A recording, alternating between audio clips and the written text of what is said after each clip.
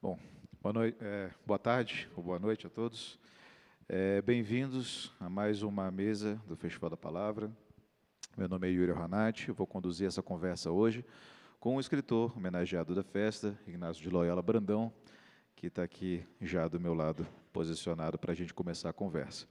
Vou fazer uma breve apresentação, como se ele precisasse, e em seguida vou fazer algumas perguntas e esperar que a conversa passe um pouco pela trajetória dele como escritor definidor da nossa literatura brasileira. Tá? O Inácio de Loyola Brandão nasceu em Araraquara, em São Paulo, em 1936, acabou de fazer 90 anos. Há 5 dias. Foi dia 31 agora, né? Dia 31 agora, né? Jornalista e escritor, passou pelas redações dos periódicos brasileiros Cláudia, Última Hora, Realidade, Planeta, Ciência e Vida e Vogue, e do francês Louis. Ocupa a cadeira de número 11 da Academia Brasileira de Letras. Brandão tem mais de 40 livros publicados, são romances, contos, crônicas, relatos de viagens e livros destinados ao público infantil. Entre os romances mais conhecidos estão Bebel que a Cidade Comeu, de 68, Zero, de 75, Dentes ao Sol, de 76, Não Verás País Nenhum, de 81, O Beijo Não Vem da Boca, de 85, O Anjo do Adeus, de 95 e O Anônime Célebre, de 2008. Tem um novo romance dele, A Caminho, Risco de Queda. O trecho do romance e uma entrevista com ele está na edição já desse mês do Rascunho, para quem quiser conferir. Os seus livros eles foram traduzidos para diversos idiomas, incluindo alguns menos convencionais, como o húngaro, o tcheco e o sul-coreano. Com o Menino que Vendia Palavras, ele ganhou o Jabuti de melhor livro de ficção de 2008. Em 2016, recebeu da ABL o Prêmio Machado de Assis pelo conjunto da obra. Então, eu sei que vocês já fizeram isso, mas queria pedir mais uma salva de palmas para o nosso escritor. Ele aqui presente.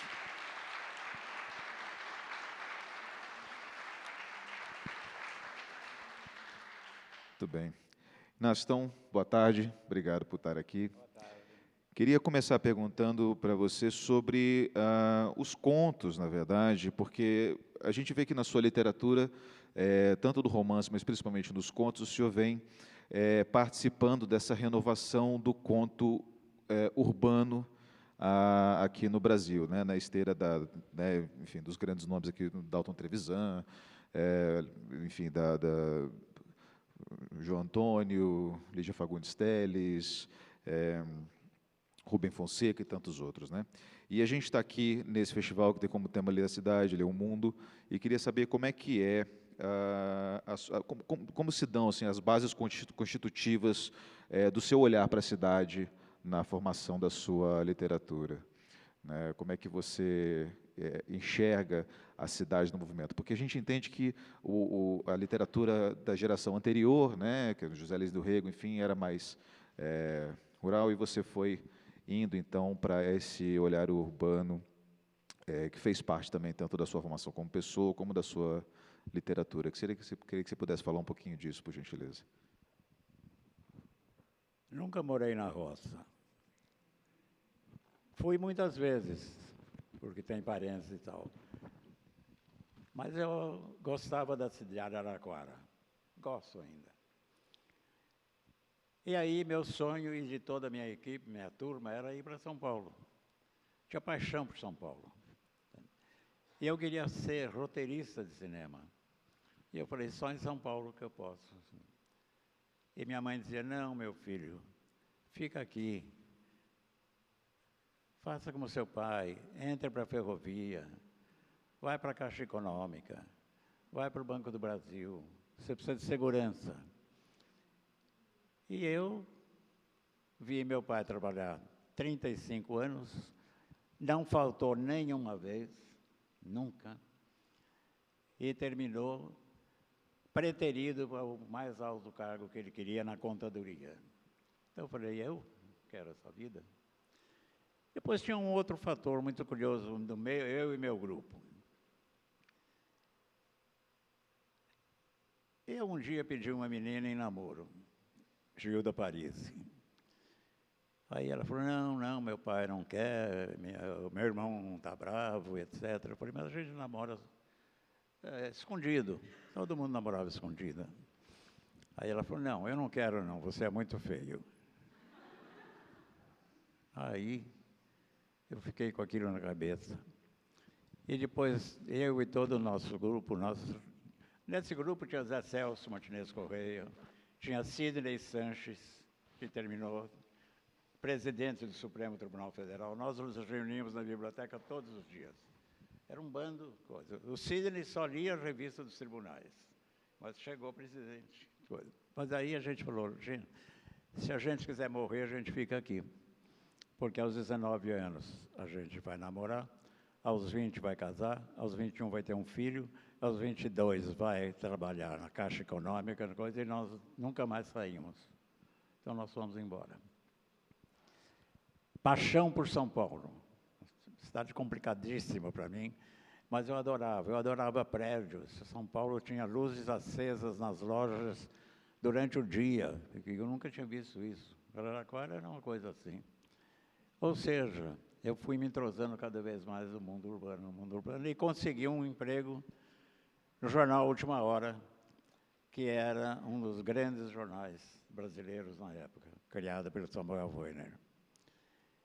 E ali eu tive um chefe de reportagem muito interessante, Celso Jardim, que ele dizia assim, Inácio, vá para bairro tal, freguesia do Ó, etc, etc.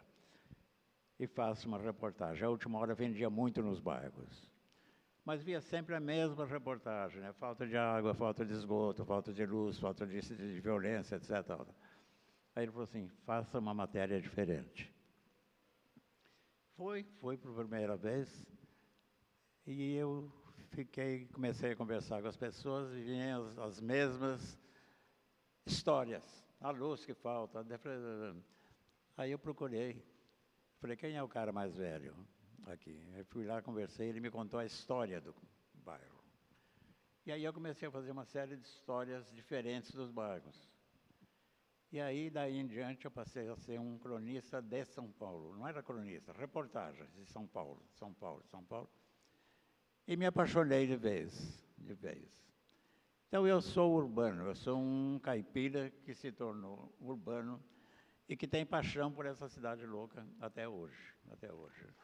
Meus primeiros contos se passam todos em São Paulo, entende? Com problemas da cidade, etc., mas eu me interessava mais pelas pessoas. Então, gente. Eu não me via falando do interior, falando da roça, falando disso. Sabe? Eu sou urbano, eu ando dentro de São Paulo. Adorava andar de bonde.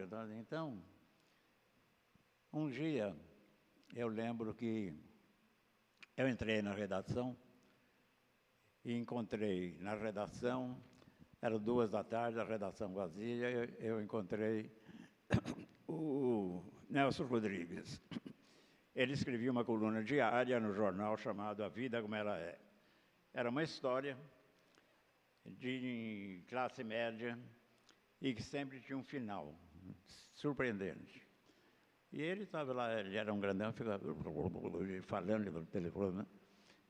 E ele me olhou e falou, e você, menino, o que está olhando? Eu falei, admiro o senhor. Como é que o senhor faz uma crônica por dia que termina sempre diferente? Eu sabia que escrever uma história era difícil. Sabia que levava muito tempo. E ele era ali, 3, 4, 5 horas, sei lá. Ele falou assim, olhando pela janela. E aí, eu falei, como assim? Ali está tudo, só se você não souber enxergar.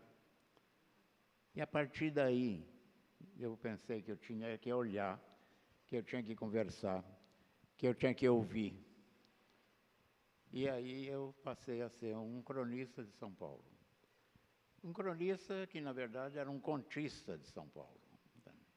Porque eu era apaixonado pela cidade. Era uma cidade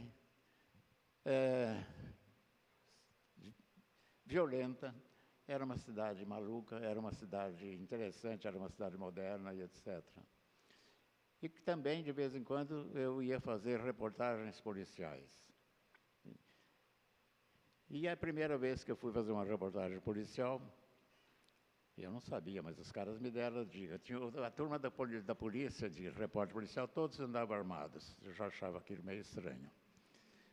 Aí tinha lá um crime, então eu fui olhar, o cara falou, Mauro, o fotógrafo que ia te fotografar, falei assim, pega no braço dele, do homem aí na frente, e o outro pegou no braço. Eu peguei no braço. De trás, levantou, caiu o corpo, o braço saiu no meu corpo. Aí foi o primeiro contato com a violência, com essas coisas, que fazia parte da cidade, do dia a dia. Portanto, anos e anos e anos e anos, eu sou urbano. A gente vê que a passagem pelo jornalismo, ela teve um papel muito importante, né, na sua carreira da literatura, principalmente se a gente olha para a gênese de romances como O Zero, né? Está até aqui na minha mão um exemplar, que é um livro fragmentário, né? Um estilo de composição muito original, né? De compilar reportagens censuradas, né? Da ditadura e que teve um manuscrito contrabandeado, né? Para a Itália, saiu lá primeiro com tradução do Antônio Tabucchi. E eu queria que você pudesse contar sobre isso, né? Sobre como também, não só olhar pela janela, mas também olhar as notícias de jornal que não eram escritas pelo senhor, trouxeram também material, né, para a sua literatura. Bom, o Zero é um dos meus carros-chefe. Depois vem o Não Verás Mais Nenhum. O Zero, eu levei 10 anos para escrever. E o Zero começou em abril de 64. Eu tenho isso dentro da minha cabeça, claro, claro, claro, claro, claro. Quando um grupo da Força Pública de São Paulo, hoje PM, entrou no jornal, quebrou toda a cabine de telefones, prendeu 2, 3, era a turma, a ditadura tinha começado naquela manhã, quando um general desceu de Minas e ocupou tudo e então. E fecharam o jornal, quebraram o telefone, quebraram tudo e fecharam o jornal. Eu estava para ser promovido para editor. Editor era aquele que sentava na mesa, recebia as matérias de cada sessão, sabe? De moda, de beleza, de bairro, etc, etc, etc, etc. E eu ia fechando as páginas, colocando, e tinha o diagramador que desenhava, e aí eu entregava para a gráfica. E quando eu recebi, o primeiro editor me entregou todo o material, que era para diagramar, desenhar a página, um homem sentou-se do meu lado e disse assim, boa noite. Cada matéria, fotografia, desenho, seja o que for, que vier para sua mão, me passa. Eu falei, mas por quê? Eu sou o censor. Falei, como censor? A partir de hoje, cada jornal, revista, rádio, televisão tem um censor dentro. Então, eu vou aprovar ou desaprovar. Aí a primeira página passou a segunda. Na terceira, ele me pegou uma matéria e falou, essa vetada. E aí ele colocava um carimbo verde, grande, assim, vetado. E eu falei, e vetado por quê? Outra palavra como essa, você vai preso. Nós sabemos o que o povo brasileiro pode ler. E eu quieto, sabe? Estava todo mundo com medo, porque a gente primeiro tinha visto a violência. Depredaram a redação. Aí eu falei, tá bom. Só que, instintivamente, eu joguei aquilo numa gaveta. Os jornais tinham mesas imensas, gavetas imensas. Joguei. E aí uma segunda matéria, joguei. Aí uma fotografia, e assim, cada dia eu jogava lá. Tinha dia que praticamente eles proibiam o jornal inteiro. A manchete, não pode escrever isso, não pode fazer aquilo. Tá? não pode falar de sexo, tal. Não pode falar mal dos países amigos estrangeiros, não pode falar mal dos Estados Unidos. Né? Todo um decálogo de... E eu falei, ai, que coisa estranha, mas a gente sabia que aquilo era... Porque aí estava no rádio, na televisão, nas editoras. Os editores eram obrigados a mandar os originais dos livros primeiro para ler. Nenhuma editora concordou com isso. Os livros foram publicados, foram assim, a resistência dos editores. E eu guardei, joguei na cadeia, eu joguei. No fim de alguns meses, eu tinha um calhamaço, levei para meu apartamento. Eu morava no centro de São Paulo, na Praça Roosevelt, e fui pondo aquilo. Aí um dia tinha uma coisa assim, coisa. E eu tinha combinado com a atriz Rita Lanende, nós éramos muito amigos, de ir ao cinema. E ela morava a uma quadra, ela passou em casa, entrou e falou, mas o que é esse lixo? Eu falei, isso é tudo que a censura proibiu. Ela falou, Inácio, não é um livro? E aí bateu. É um livro. Como? Não sei. Não sei. E foi aquilo crescendo, vocês não têm ideia do tamanho que aquilo foi. Aí um dia eu comecei a tentar, falar, que estrutura eu vou dar? O que eu vou fazer? E comecei a contar historinhas. Tinha uma entrevista, eu transformava numa historinha. Tinha uma coisa que eu colocava assim, o pensamento do dia. Tinha assim, conversa com o taxista.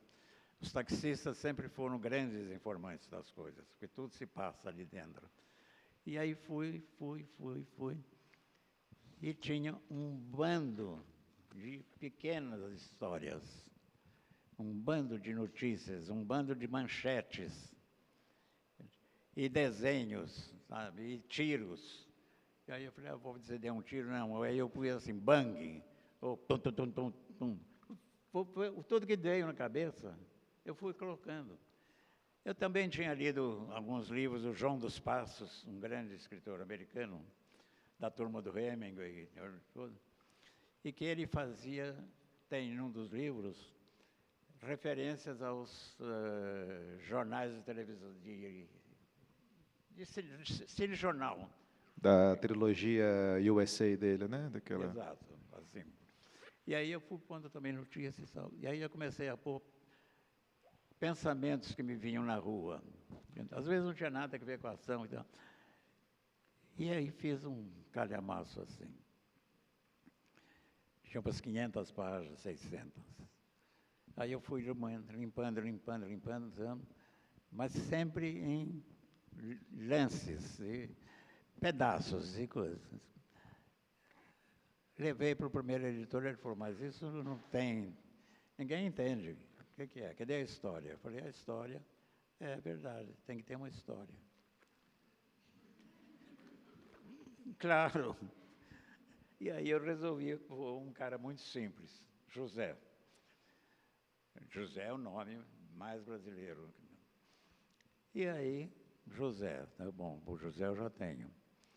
Mas o José tem que ter um emprego. Eu estou contando como é que a coisa nasce. José tem que ter um emprego. Que emprego? Emprego. Então eu queria dar um emprego bem humilde, bem rasteiro.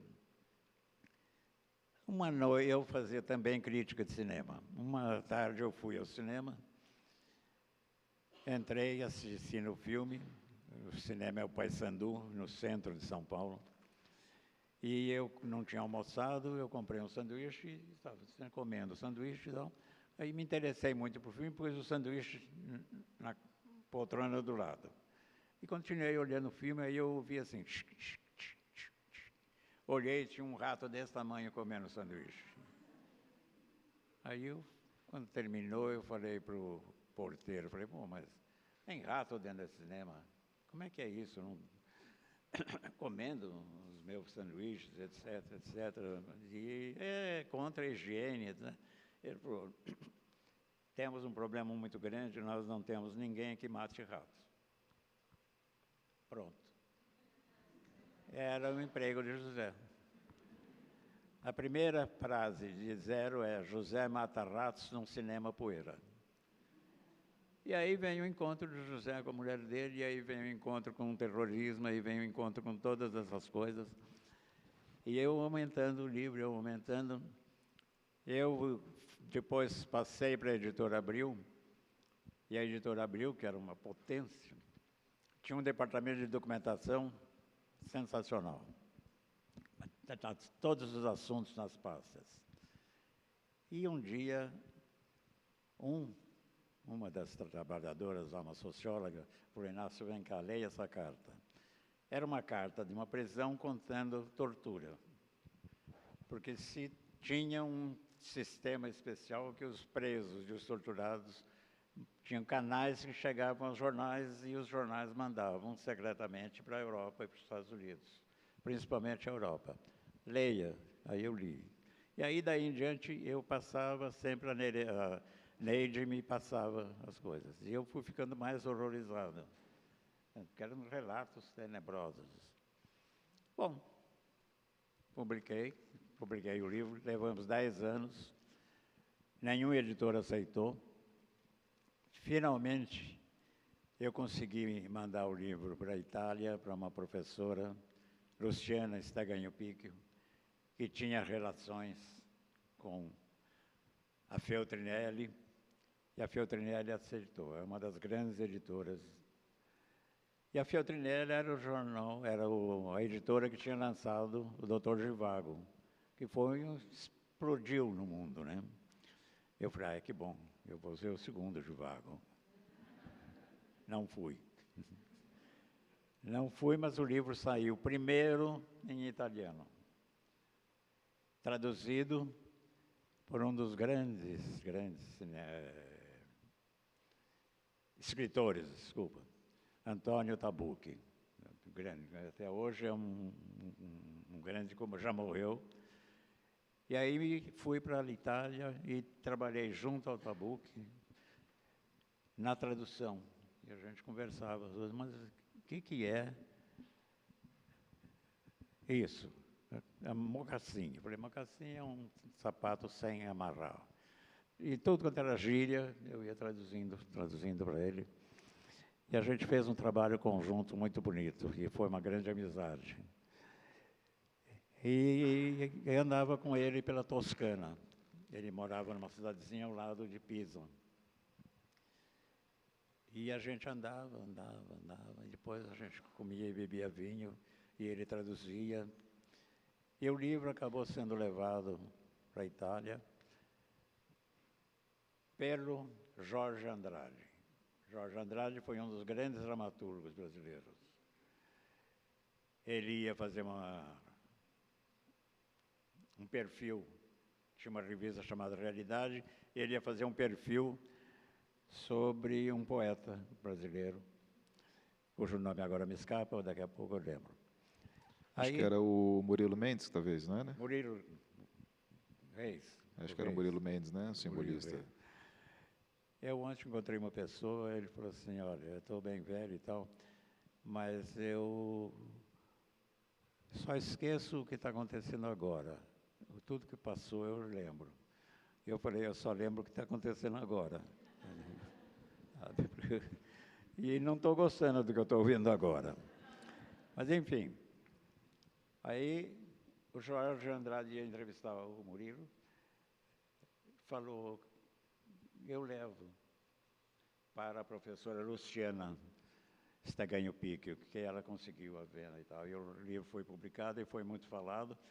E aí, aqui, uma editora Brasília Rio, que tinha lido o original, não, tinha lido, visto o livro em italiano, disse, eu quero publicar. Era a filha de um grande diplomata. E aí, ela falou, e agora como é que eu faço? Quem que pode traduzir? Eu falei, eu. Me paga e eu traduzo.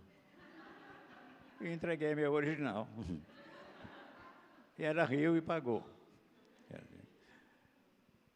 Aí saiu o Zero, que depois de algum tempo foi proibido.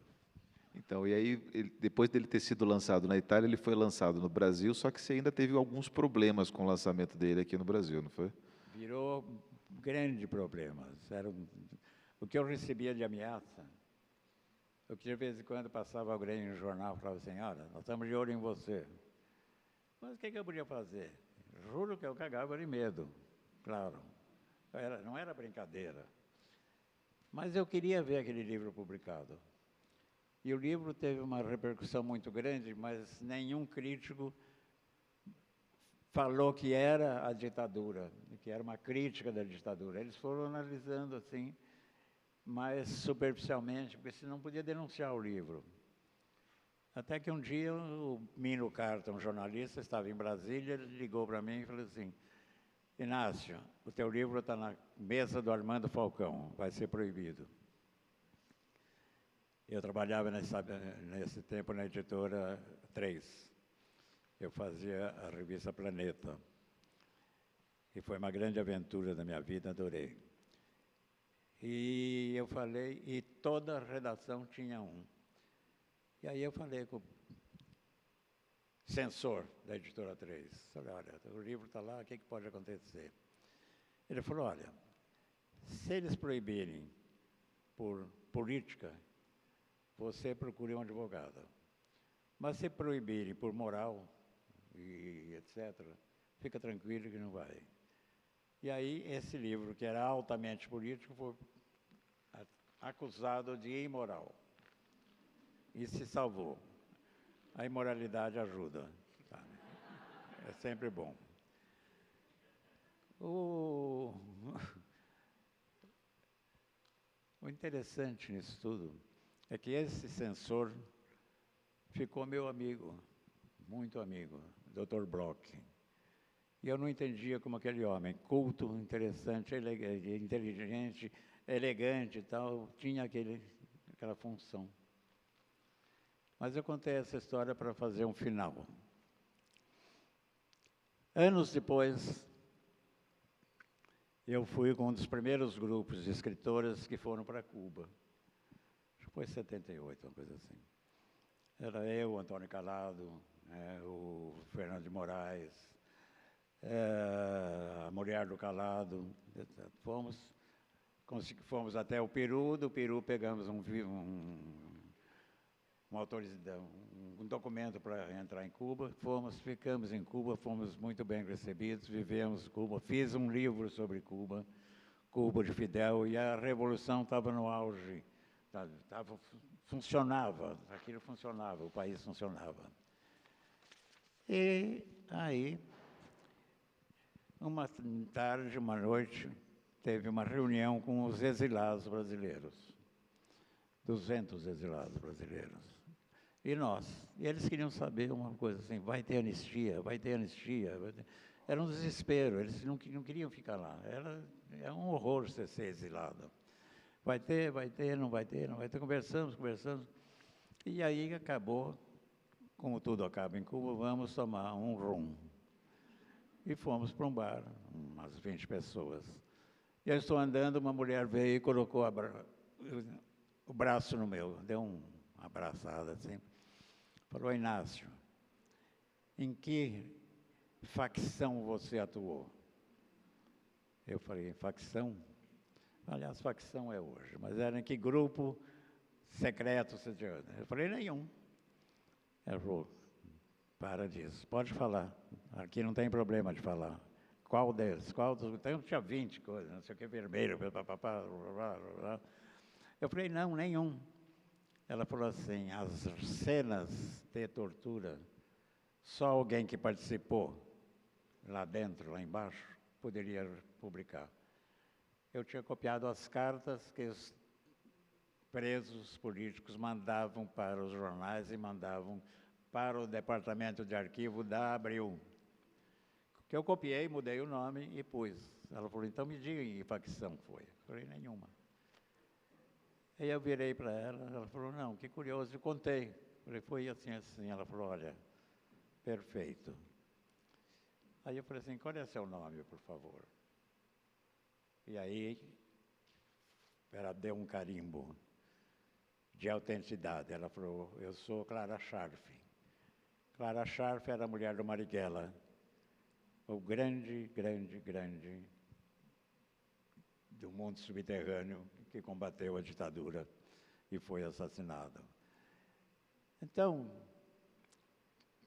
a minha função é transformar a realidade em realidade. Perfeito. Eu estou falando demais, né? De modo algum. Você está aqui para isso. Estão dormindo aí. E interessante porque você tem essa produção do zero, que ela é uma produção que era muito contemporânea à época que você escreveu, né? Mas a gente vai para a década de 80 e você publica Não Verás País Nenhum, que é uma distopia ambiental, né? E hoje a gente vê esse movimento na literatura contemporânea, a literatura que está sendo produzida aqui, e você, há 45 anos atrás, estava escrevendo um romance já denunciando a situação calamitosa em que o mundo se encontraria no seu futuro literário, né? Também nessa época você teve uma proximidade, lá porque você foi morar na Alemanha, teve uma proximidade, acho que com o Partido Verde, escreveu o Manifesto Verde, e o Verde violentou o muro, né, que é uma produção posterior. E queria que você pudesse falar um pouco sobre isso também, né, que é você olhar do zero, você olha para o presente, no Não Verás País Nenhum, você imagina o terror do futuro, né? Como que foi essa criação para você? Não tenho a mínima ideia. Não dá para inventar mais o que está sendo feito. Entende? Não dá. Não dá para inventar Trump. Quem que ia imaginar? Quem que ia imaginar? Bolsonaro. E nós aceitamos Bolsonaro aí. Nós aceitamos, não. Mas ele governou e agora está aí uma... Eu não sei, eu não sou sociólogo, eu não sou nada, mas eu tenho muito medo. Eu vivi uma infância durante a guerra. Eu nasci em 36, a guerra foi até 45. Eu lembro da dificuldade que a gente vivia. Meu pai tinha que ir para uma fila para comprar o pão, com bilhetes que oferecia, a carne era coisa, o leite era... E eu falei, vai voltar tudo isso? O que vai voltar? O que vai ser? A distopia nasce, de repente, de um pontapé na bunda. Não tem outra coisa. Até hoje, o Zero continua, o Não Verás País Nenhum continua o único livro, assim, de peso, né, que previu tudo isso. Mas é que estava tudo aí já. Eu tinha tanto indício, tanta notícia, tanta coisa, que eu fui colecionando. Eu tinha 4.500 recortes de jornal e de revistas falando de os polos derretendo, do calor,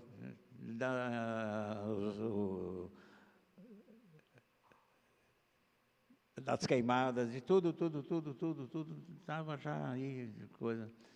E eu fui criando um caminho pelo meio disso tudo. É muito curioso porque quando Não Verás foi publicado,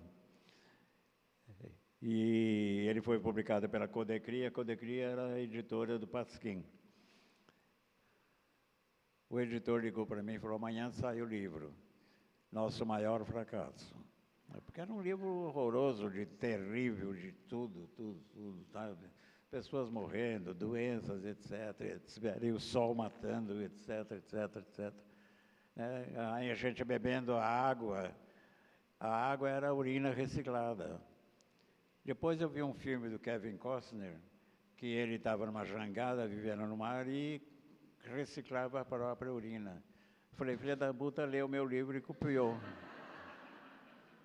Aí, então, e quando o livro saiu, as pessoas começaram a falar, se fala finalmente de meio ambiente.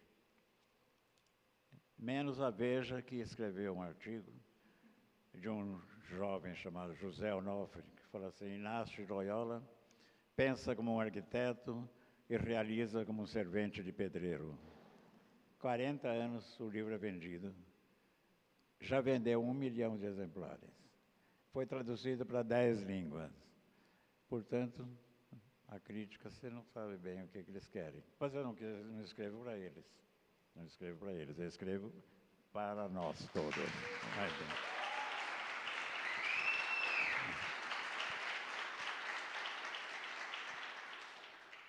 Agora vou contar o início desse livro, só para você ter ideia. Para você e para vocês. Eu estou aqui preocupado porque o João Almino está aqui, um grande amigo. Veio me ver, olha, embaixador brasileiro. Eu um dia morava num bairro de São Paulo, Perdizes, e eu ia buscar, eu estava casado com a minha primeira mulher, a Bia. A Márcia é a minha segunda, há 40 e tantos anos está aqui. É a quem eu devo tudo. Aí.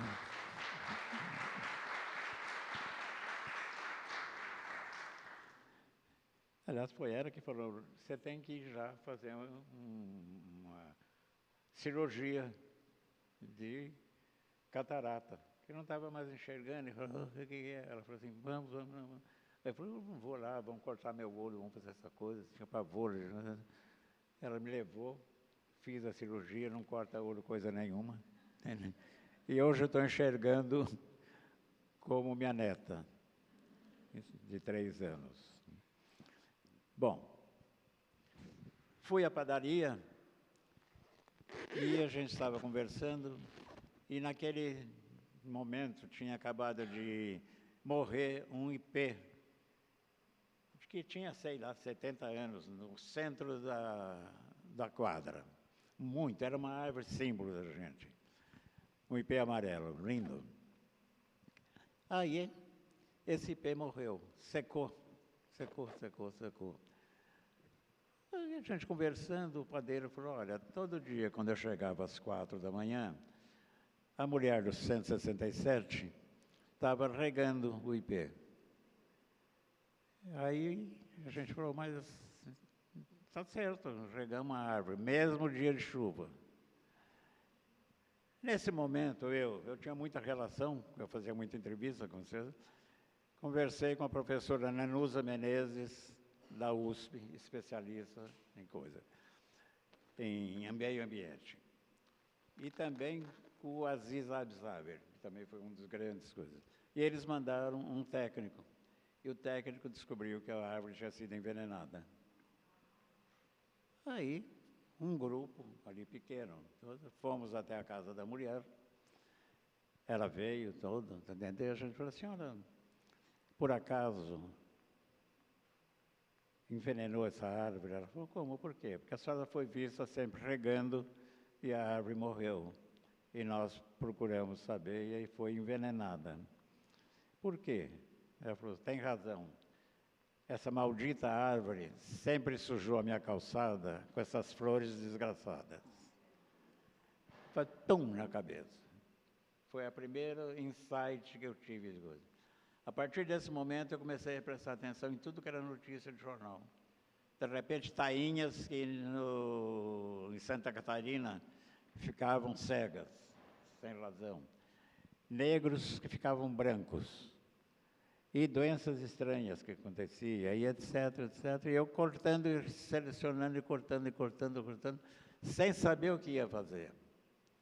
Portanto, um momento, eu falei, mas espera um pouco, eu tenho que fazer uma coisa, eu tenho que contar isso, como é que é, eu não tinha ideia e tal. Criei um professor de história aposentado por força, porque ele revelava as realidades, porque é um regime que veio logo depois da ditadura, que era meia continuação. E comecei a contar a história do Sousa, e aí não tem mais árvores, e aí não tem mais flores, não tem mais águas, porque na água não dá, um país que não tem uma árvore, não pode ter água. E aí eu ia aumentando e enlouquecendo, sabe? Sem a loucura eu não consigo escrever, porque a loucura está dentro de tudo, tudo. E aí, um dia eu passei no museu, não lembrei na minha infância, meu pai me levou ao Museu do Ipiranga. E no Museu do Ipiranga tinha, naquela época, eu criança, tinha grandes tubos de vidro cheios d'água. E meu pai disse, são águas de todos os rios do estado de São Paulo. Aí eu lembrei e criei o Museu dos Rios Brasileiros, que era um museu com imensas amostras de água de rios, que um dia é tomado pela população que destrói tudo para beber a água, etc. Então era uma coisa assim. Escrever é só enlouquecer. Não se importando se vai ser acreditável ou não, porque tudo é loucura no mundo hoje. Tudo é absurdo nesse mundo hoje. Então, quando o Não Verá saiu, era um retrato. Vende até hoje, foi traduzido em 10 línguas, e a minha literatura é feita do mundo que eu olho. E volto um minuto aí. Eu sei que vocês já estão cansados, mas criança, em Araraquara, é uma... Eu fiz o primário, hoje fundamental. E a minha professora Lourdes Carvalho, magnífica, cuidadosa, sabe, com tudo, mandava que fizéssemos redação. Naquela época, a redação era feita assim, cada escola ganhava do governo um pacote de gravuras que vinha da Europa, com figuras, sei lá, uma criança no alto isso, e ratos, e brinquedos, e anões, e tudo. Ela olha e faz uma história. Então a gente valia inventar uma história com aquilo. E aí eu lembro que um dia tinha já está saindo. Eu fico de Não, olho. é só o Rogério, só. E uma das histórias que ela deu 100 e teve a revolta, eram duas crianças que estavam no alto de uma montanha, conversando. Uma coisa, devia ser um Pirineus, etc. E atrás deles o anjo da guarda. E eu tinha uma implicância com o anjo da guarda, porque saía para brincar, minha mãe dizia assim, cuidado com o que você faz, que o anjo da guarda me conta. Era um dedo duro. E eu olhei aquele anjo da guarda e falei, tá bom. E o anjo da guarda fica olhando aquelas crianças, e as duas crianças, uma hora vão se inclinando, como se fosse cair naquele precipício. Ele correu, puxou as duas. Aí passou um pouco, ele olhando as crianças. Na quinta vez, o anjo da guarda ficou puto, meteu o pé na bunda dos dois, eles caíram no precipício. E aí a Lourdes me deu 100. E aí teve uma revolta dos pais, porque eu estava dando 100, e ela estava dando 100 para uma coisa que não podia ser, que era um mau comportamento. Mas a Lourdes falou assim, daqui para frente a tua nota vai ser secreta. Aí essa mulher, ela me foi ensinando. E essa mulher é que dizia para a gente, vai para a rua, nos dava cadernetinhas, vai para a rua, e isso eu faço até hoje. E olha, e observa, e escreve.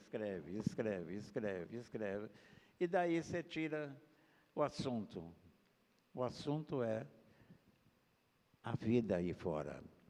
A vida é a literatura. Ela não empregava a palavra literatura, mas assim, o tema, o motivo, etc., é retratar o que está em volta. Porque as pessoas vão ler e dizer assim, olha, isso poderia ser eu, isso poderia ser... Essa mulher me formou, essa mulher me... Quando eu entrei na academia brasileira, eu estava indo para o guichê não, para o discurso, deixa eu fazer o discurso de hipótese. E um senhor de Araraquara me entregou um bilhete e disse, olha, veio da Lourdes e da minha irmã, minha irmã, que dava também aula para mim. Tinha duas professoras que davam e se revezavam. E as duas te mandaram isso. Eu abri, as duas diziam o seguinte, elas tinham me ensinado a fazer a literatura, a catetar, a buscar, chupar. Inácio, no momento que você entra para a academia, você tirou de nós uma grande dúvida que a gente carregou por anos e anos. A gente sempre pensou, se estávamos certas em ensinar, informar cidadãos, etc. No momento que você entrou na academia, nós temos um grande, grande alívio, nós estávamos certos. E eu li esse bilhete antes de começar a minha palestra, e os acadêmicos aplaudiram. Essas mulheres me ajudaram a formar, me ajudaram a ser isso que é hoje. Meus professores todos.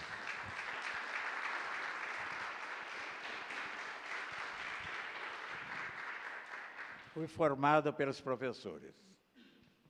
Perfeito.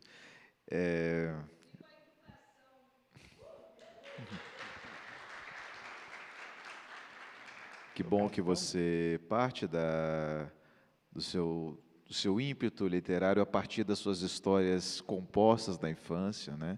E você volta para a produção infanto-juvenil, né? Como eu falei aqui na apresentação, quando eu estava te apresentando aqui para o público, você ganhou esse prêmio, né, do livro de ficção do ano de 2008, do Jabuti, com O Menino que Vendia Palavras, né? Se eu não me engano, acho que foi até o mesmo ano em que o Cristóvão Teza ganhou com o melhor romance. Foi hoje de manhã. E você escreve, então, um livro que ganha o prêmio de La Ficção. E, na época, inclusive, o Jabuti não tinha tanto como hoje, inclusive, um olhar assim tão mais atento para a literatura infanto-juvenil, a literatura infantil, justamente nesse prêmio, que é uma distinção, a maior distinção ali do prêmio Jabuti, né? E a gente vê na sua literatura que você compõe muito do seu material literário a partir de recorte de jornal, a partir de um certo trabalho de edição, né? E você tem a oportunidade de compor para um público ainda em formação o seu recorte do mundo, né? A sua visão de mundo, para um público que está tendo a sua visão de mundo ainda sendo formada. E queria saber de você como que você vê a diferença nessa produção, né, da produção infantil para a produção adulta que você faz e como isso ressoa para você, né, como isso diz para você sobre o que você está fazendo para esse público ainda em formação. E agora?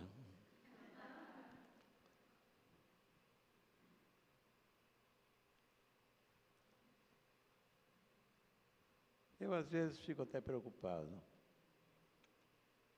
E minha mulher até às vezes me diz, você olha para tudo querendo transformar em história? Não. Mas, às vezes, um determinado momento fica na minha cabeça. E eu percebo que isso fica na minha cabeça, às vezes eu sonho e isso fica na minha cabeça. Eu falo, por quê? Por quê? O que que é? A partir de um instante, eu percebo, eu descubro, eu sei que ali tem uma coisa que eu não sei. E eu anoto. E eu fico pensando naquilo, Às vezes não dá nada, mas de repente eu falo, é por aqui, entende? Então, mas eu não sei por que que é isso, mas tem coisas às vezes que me impressionam. Eu nunca esqueci um dia que eu vim pela rua e tropecei numa pedra e a pedra gritou. Aí eu falei, uma pedra gritou? E eu olhei em volta, eu tinha tropeçado na pedra e eu tinha ouvido o grito. Não sei se alguém tropeçou em outra pedra e gritou ao mesmo tempo, ou se a pedra gritou. Eu acredito no sobrenatural. Tanto que eu, por 15 anos, dirigi a revista Planeta. A Planeta era uma revista de fatos sobrenaturais. Transmissão de pensamento, doenças estranhas, iridologia, dizendo médicos que olhando a íris descobria a sua senda, mundos extraterrenos, universos paralelos, existência das fadas, tudo isso existe. E tem documentos, tem gente estudando, e estudando assim pelo mundo. Hoje não existe mais a Planeta, mas eu penetrava num mundo sobrenatural. E aí eu passei a acreditar em todas essas coisas. Curiosamente, nunca escrevi dessas coisas como ficção, mas eu sempre procurava assim, aonde é que vai isso aqui? E o que é que eu posso fazer? Está sendo que está claro? É uma coisa instintiva ou doida. Talvez eu seja meio doido também. Se não fosse, eu não ia ser escritor. Mas esse mundo sobrenatural me encanta. Esse mundo sobrenatural me encanta. Eu uma vez fui a um festival dessas matérias esotéricas na Colômbia. Era um festival sério. Tinha os ledores de mão, etc., mas tinha cientistas do mundo inteiro. E aí que eu falei em iridologia, eu cheguei e aí tinha um senhor lá conversando, eu me aproximei, era um homem do Equador, um médico do Equador, que olhava sua íris e dizia coisas assim. Eu falei, eu quero fazer. Aí ele olhou e falou assim, você está com 3 marcas no fígado. Você pode explicar? E aí eu lembrei que em 61 eu tive uma hepatite, em 62 eu tive uma hepatite, em 63 eu tive uma hepatite. E ele disse, está tudo marcado. Olhando a íris. Então eu passei a acreditar nessas coisas. Que é muito mais interessante acreditar nisso do que ir no médico que te determina a penicilina e vai embora. Mas não tem jeito, minha literatura é muito ligada às minhas crenças e minhas doideiras. Senão não teria graça. E por minhas crônicas. Eu passo atento a tudo que acontece. E minha primeira crônica, que eu descobri que era crônica, eu estava em São Paulo caminhando, isso já faz 30 anos. Eu há 30 anos faço crônica no estado de São Paulo, domingo sim, domingo não. Aí vim andando pela rua e parei diante de uma mulher muito bonita, uns 60 anos, vestida num tailleur, Chanel. Eu dirigi a Vogue anos, eu conheço moda, tá? Não vem mal vestido perto de mim. Aí Chanel, lindo e tal. E aí eu parei, ela parou, eu vim para a esquerda, ela veio para a esquerda, eu fui para a direita, ela foi para a direita. Todos nós já tivemos isso. Vai, vem, vai, vem, vai, vem, vai, vem. Em São Paulo, uma terra de neuróticos, a pessoa passa, te empurra, porra, sai da frente, tá saco, eu estou com pressa, estou numa reunião. Essa mulher foi, voltou, parou, olhou para mim e disse: muito obrigado, meu senhor, por ter dançado comigo nessa manhã. Claro que é crônica. A partir daí eu aprendi que a crônica é esses instantes da vida. Outra vez eu ia a pé da minha casa até a Vogue e passei por um ponto de ônibus e uma senhora me perguntou, falou assim: você sabe que hora que a avenida fulano de tal, que a avenida Camilo Forcari passa por aqui? Eu falei: a avenida Camilo Forcari passa por aqui? Ele falou: é. Eu falei: não, aqui passa ônibus. Ele falou: não, mas as avenidas passam também. E eu tenho que ir na avenida Camilo Forcari. Eu falei: não sei. Ela falou: mas será que eu estou certa? Eu falei: faz uma coisa, a senhora senta aí, tem o banco, espera, porque provavelmente a avenida Camilo Forcari vai passar às 10h30. E fui embora. Quando voltei, ela não estava lá, ela foi. Então, será que é só comigo que acontece isso? Não, acontece com todo mundo, você só tem, eu tenho uma loucura para ficar ganhando essas coisas. Mas a crônica mais bonita eu conto no final, que eu gosto. Você me avisa quando vai acabar. É agora. Se a plateia permitir que acabe. Não, vou realmente... Uma crônica que me marcou. Eu, um dia, fui para Fortaleza. Eu viajava muito. Hoje eu estou viajando menos, porque agora também, com essa idade e com essa perna esquerda falhando, filha da mãe.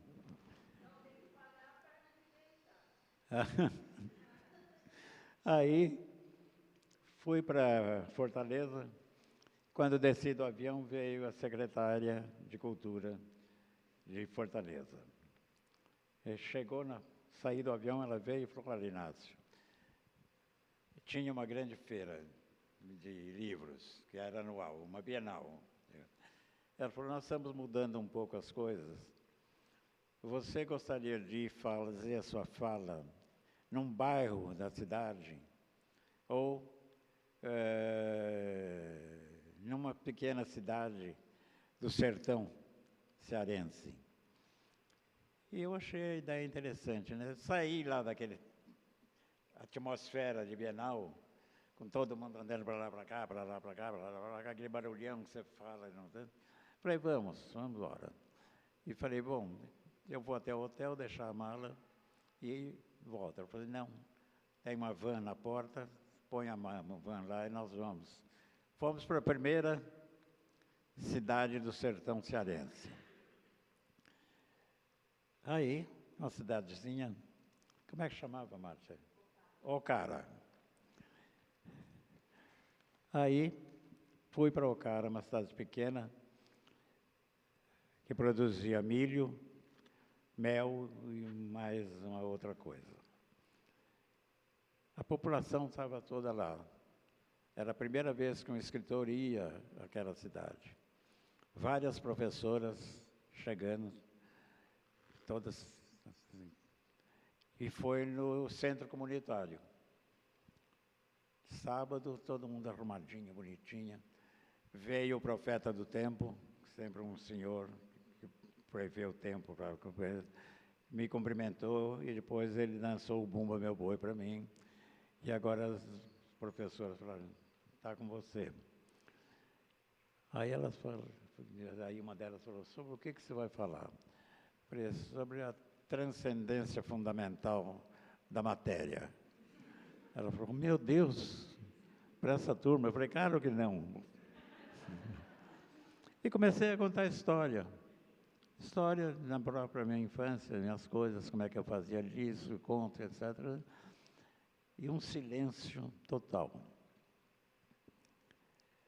Acabei e falei, se alguém tiver pergunta, pode fazer. A professora também veio, você vai perguntar, pô, quantas perguntas? Quantas tiver? Não, se eu faço 10 só, e se o outro quer, e se o outro quer? Aí foi. E eram perguntas muito curiosas. Olha, eu já andei em universidade, eu já andei na USP, eu já andei em coisas... São 4 perguntas, quando muito, que as universidades sabem tudo. Fiquei 45 minutos respondendo perguntas. No final, 2 senhoras, 2 negras, chegaram e disseram, olha, nós não quisemos fazer a pergunta porque estávamos com vergonha, mas eu queria saber uma coisa. Eu planto milho, e quando é a hora de plantar o milho, eu vou lá na cooperativa e compro o milho e planto. Quando o senhor quer escrever, aonde o senhor compra as palavrinhas? E eu fiquei encantado. Aí expliquei, não, a palavra é uma coisa que se aprende, nem na escola, as palavras, expliquei, ela falou, o senhor sabe o que é palavra? Sei, então. Contei, ela falou, que bonito. E aí, elas falaram, nós somos analfabetas. E depois que o senhor falou, a gente gostaria de aprender a ler. Como é que eu faço? Aí eu falei, professora, entreguei as 2 para 2 professoras. E voltei anos depois. Voltei anos depois e fui levado a um programa de televisão. Entrei, era um programa daqueles do meio-dia, e o apresentador falou, eu queria saber, ver se você lembra dessas 2 senhoras. E eram as 2 negras, de 85, 82. Aliás, uma delas me deu 1 litro de mel e disse, muito puro, é das minhas abelhinhas. E guardei, ele açucarou em seguida, tão puro era. Bom, eu olhei e falei assim, claro, eu tive com elas anos atrás, 2, 3 anos atrás, e as 2 me fizeram 2 perguntas. Agora eu aqui quero fazer perguntas. Vocês vieram aqui dizer o quê? Nós sabemos ler, aprendemos a ler, e nós lemos livros. Eu já li 8 livros, e ela não sei quantos. Que vida diferente que a gente tem agora. Que a gente voltava para casa, cansada, e ia dormir, eu ia ver televisão. Agora nós lemos livros. Muito obrigado. E eu nunca mais esqueci disso. 2 pessoas aprenderam a ler depois que eu passei por lá. Isso justifica a minha literatura, meu trabalho, meu ofício, ser escritor.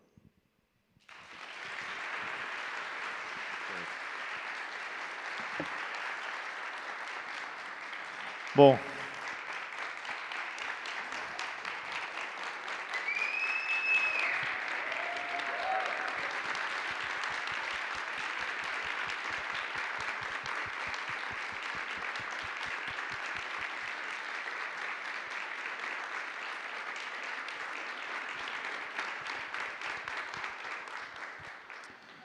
com esse belo relato, a gente então encerra a nossa mesa agora. O Inácio vai estar ali fora autografando os livros e a programação segue hoje e amanhã. Queria agradecer a todo mundo que veio. Obrigado, gente. Até a próxima. Vem bem.